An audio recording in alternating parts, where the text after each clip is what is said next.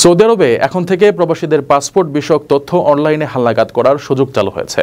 নিয়োগকর্তারা আফসির platform ব্যবহার করে তাদের অধীনস্থ প্রবাসী কর্মীদের পাসপোর্ট তথ্য আপডেট করতে পারবেন। এজন্য তাদের সশরীরে পাসপোর্ট অফিসে যেতে হবে না। এই ডিজিটাল সেবা চালু করার মূল লক্ষ্য হল প্রক্রিয়াকে আরও দ্রুত, সহজ এবং কার্যকর করা।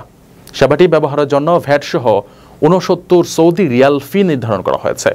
এ সেবা ১৮ বছর বা তার বেশি বয়সী প্রবাসীদের জন্য প্রযোজ্য, তবে শর্ত হচ্ছে তাদের পাসপোর্ট আগে থেকেই নবায়ন করা থাকতে হবে। গালফ নিউজের প্রতিবেদনে এসব তথ্য জানানো হয়েছে।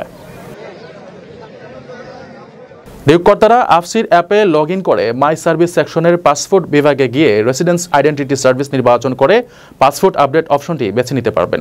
অবশ্য এজন্য প্রবাসী বা নিয়োগকর্তাকে একটি বাধ্যতামূলক ঘোষণা দিতে হবে, যেখানে নিশ্চিত করতে হবে আগের পাসপোর্ট হারিয়ে যায়নি, প্রবাসীর বিরুদ্ধে কাজ থেকে অনুপস্থিত থাকার কোনো অভিযোগও নেই, প্রবাসীর আকামায় কোনো ট্রাফিক ভায়োলেশন বা জরিমানা বাকি নেই। নিয়োগকর্তা ও প্রবাসী উভয়ের বিরুদ্ধে কোনো নিরাপত্তাজনিত নিষেধাজ্ঞা থাকা যাবে না এবং দুজনকেই জীবিত ও সুস্থ থাকতে হবে।